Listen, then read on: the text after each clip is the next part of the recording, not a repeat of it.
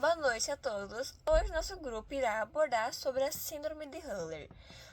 O grupo ele é composto por Ana Laura, Arthur Zamboni, Camila Calixto e Larissa Eisen. Eu sou Larissa e estarei introduzindo sobre a síndrome. Ela é uma doença genética rara, que também é conhecida como MPS 1H. Ela é um mucopolissacaridose do tipo 1, que são 11 ao total. Ela é causada pela ausência ou deficiência da enzima alfa-L-hidroxidase. Ela é uma doença lissosomal hereditária, que antigamente era conhecida como gargulismo, que não é mais chamada porque foi considerada clinicamente pejorativa. Oi, meu nome é Ana e eu vou estar falando sobre a parte genética molecular do tema. O gene envolvido nessa doença é o gene IDUA, que tem como nome completo alfa-L-hidronidase. Esse gene está localizado no cromossomo 4, na posição 16.3. São mais de 200 mutações descritas para esse gene e ela tem uma herança autossômica recessiva, que é quando a criança precisa herdar a mutação tanto do pai quanto da mãe. Quando ocorre a falta ou a produção insuficiente da enzima alfa-L-hidronidase, que tem como objetivo degradar glicosaminoglicanos, que são as GAGs, dermatan e heparansulfato, ocorre um acúmulo nos nossos lisossomos desses açúcares, fazendo então que eles fiquem dilatados e disfuncionais, afetando múltiplos órgãos e sistemas do nosso corpo.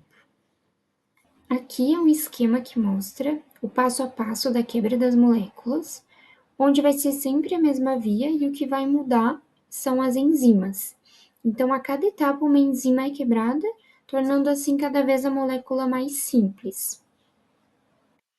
Se porventura acontecer uma falha em um desses pontos, em uma dessas etapas, o que vai acontecer é que não segue para a próxima, gerando assim um acúmulo, dessas substâncias. Algumas das manifestações clínicas dessa síndrome incluem opacidade da córnea, que traz bastante dificuldade na visão, alteração óssea, com baixa estrutura, rigidez articular e algumas deformidades ósseas, a cabeça com formato diferente, que inclui a macrocefalia, um problema na musculatura da língua, que sempre fica para fora da boca, e também o nariz mais achatado, que traz bastante infecção respiratória, devido à obstrução nasal.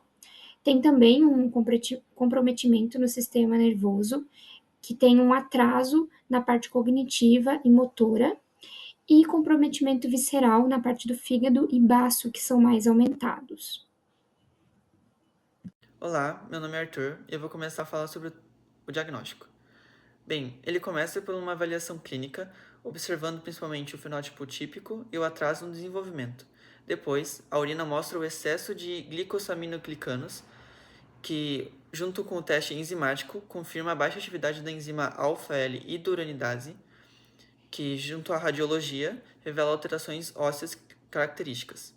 Por fim, o teste molecular identifica a mutação fundamental para o aconselhamento genético. Bom, dando continuidade sobre o prognóstico, a forma Hurler é a mais grave e possui rápida progressão, comprometimento cognitivo e físico intenso. Sem tratamento, a expectativa de vida é geralmente entre abaixo de 10 anos. Quando diagnosticado cedo e tratada com HSCT mais ERT, que melhora significativamente a vida do paciente. Algumas formas intermediárias e leves têm evolução mais lenta, que não apresentam sinais tão cedo. Sobre o tratamento, possui algumas maneiras.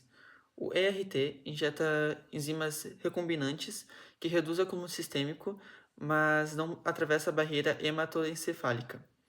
O HSCT pode preservar a cognição se feito precocemente antes dos 2 anos.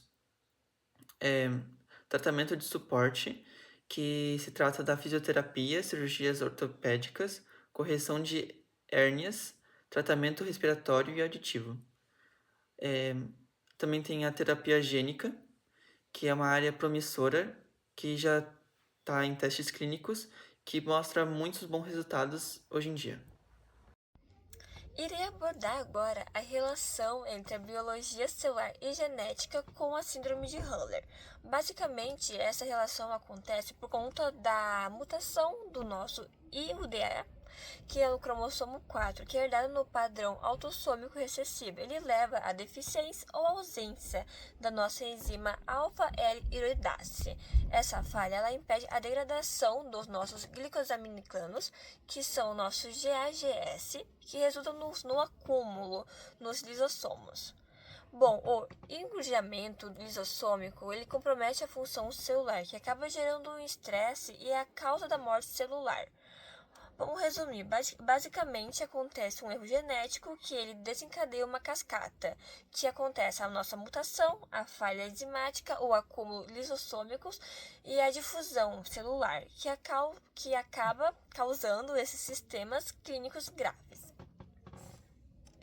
Estarei abordando agora os avanços e as pesquisas. Os estudos recentes mostram um sucesso em combinar HSCT com a terapia genética, a melhoria nas enzimas recombinantes para tentar atravessar a barreira hematoencefálicas, mas temos como desafio atual que é atingir o sistema nervoso central, pois ele tem um custo elevado e contém a desigualdade de acesso em alguns determinados países que estão em desenvolvimento. Vamos abordar agora os aspectos sociais e éticos dessa síndrome. Por ser uma doença rara, acaba tendo uma dificuldade maior de encontrar um diagnóstico e muitas vezes quando encontra acaba sendo tardio.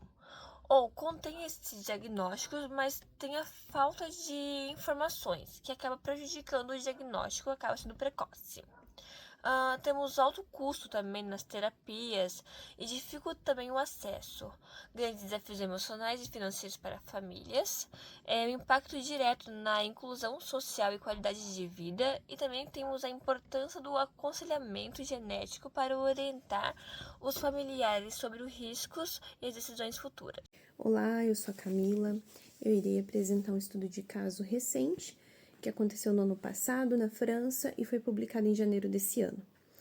Trata-se, até onde se tem conhecimento, do primeiro caso de diagnóstico pré-natal da mucopolissacaridose 1, devido a alguns achados nos exames de ultrassom, né? Como mencionado anteriormente, a mucopolissacaridose ela é uma doença genética rara e os seus sintomas eles são progressivos e surgem após o nascimento, né? Onde as etiologias mais prevalentes são anemias, infecções, neoplasias, o aumento do fígado, do baço, eles não são comuns, mas eles estão associados também a MPS 1. Então, vamos lá à apresentação do caso. Uma gestante com cerca de 26 semanas foi encaminhada ao centro de pesquisa após alguns achados nos exames de ultrassom. Nos exames de ultrassom, revelou um aumento do fígado e do baço, ali conforme a primeira figura, né, a figura A. Algumas características dismórficas, conforme a figura B. E também algumas manchas ecogênicas no fígado, baço e timo, conforme a figura C. Após os achados nos exames de ultrassom, foi realizada uma análise mais profunda, coletando líquido amniótico para análise cromossômica e exame de sequenciamento completo do exoma. A análise foi normal, mas duas variantes, provavelmente patogênicas, foram identificadas no gene IDUA. A presença dessas duas variantes em estado heterozigoto composto foi confirmada após análise enzimática de amniócitos cultivados com evidência da deficiência da enzima alfa-L-hidroxidase, conforme mostra a tabela disposta. Após a confirmação da doença, o casal optou por interromper a gestação. Lembrando que na França é permitido realizar a interrupção da gestação até o termo, quando há uma doença grave que não pode ser revertida no momento do diagnóstico. A interrupção foi realizada com 35 semanas de gestação e os pais permitiram apenas um exame externo, onde foi evidenciado a hepatomegalia, com projeção hepática de 4 centímetros, características dismórficas, incluindo características faciais grosseiras, com filtro largo, ponta nasal larga, vermelhão no lábio superior fino, bochechas caídas, olhos protuberantes. A análise da placenta também mostrou uma artéria umbilical única e aparência microvacuolizada das células de Hofbauer, compatível com sobrecarga lisossômica.